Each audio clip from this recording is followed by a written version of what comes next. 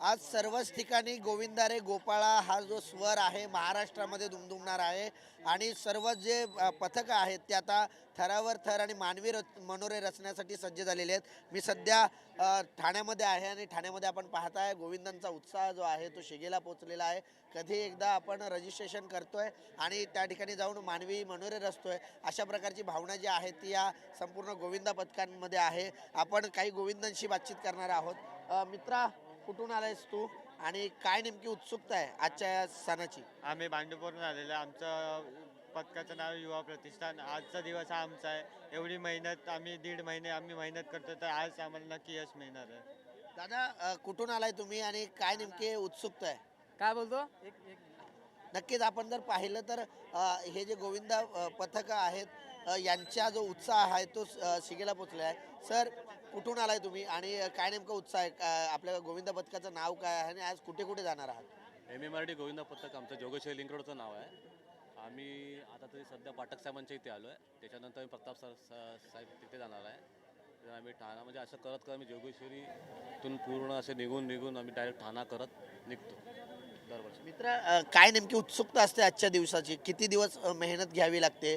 नेमकं कशा प्रकारे मुलांना एकत्र करणं, त्याच्यानंतर मानवी मनोऱ्यांची प्रॅक्टिस करणं, कशा प्रकारे तुम्ही याची तयारी करत असता? 1 महिना मेहनत घ्यावी लागते. स्टार्टिंगला तर मुलं येत नाही, नंतर मुलं येतात. ते थर कधी लागतात नाही लागतात, पण एक आपल्याला कॉन्फिडन्स ठेवावा लागतो की आपले थर लागतीलच आजच्या दिवशी.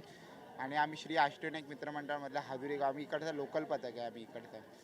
आणि साहेबांनी आमच्यासाठी केलं, सगळ्यांसाठी केलं, ते बरं झालं. ठाण्याला एक नाव उंचावरती गेलेलं आहे त्याच्यामुळे.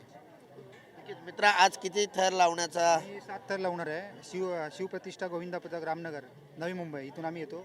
आम्ही खूप काही मेहनत घेतो अशी, म्हणजे की सगळ्या मुलांना एकत्र आणायचं वगैरे. परत त्यांना सगळं संध्याकाळचं प्रॅक्टिस, रात्री 10 लोक कामावर जातात.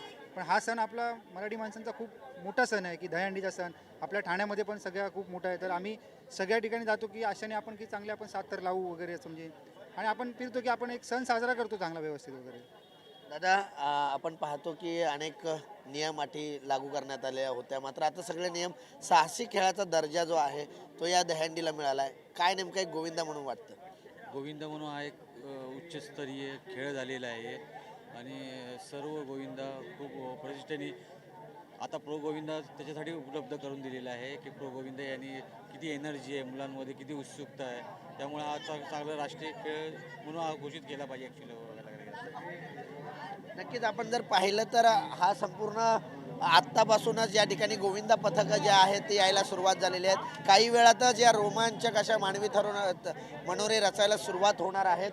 तर या ठिकाणी आपण पाहतोय लाडका भाऊ योजना जी आहे ती या ठिकाणी आपण पाहतोय. लाडका भाऊ मुख्यमंत्री युवा कार्य प्रशिक्षण योजना जी आहे ती देखील अनेकांच्या टी शर्टवरती आहे. लाडक्या बहिणीप्रमाणे लाडका भाऊ देखील या संपूर्ण मानवी मनोरे रचण्याच्या या थराराच्या साहसी खेळामध्ये सहभागी होताना पाहायला मिळणार आहे. त्यामुळे आज दिवसभरामध्ये गोविंदा रे गोपाळा, बोल बजरंग बली की जय अशा प्रकारचे स्वर जे आहेत ते कानामध्ये घुमणार आहेत. व्हिडिओ जर्नलिस्ट नित्यानंद नाईकसह कुणाल भोईटे, जय महाराष्ट्र न्यूज, ठाणे.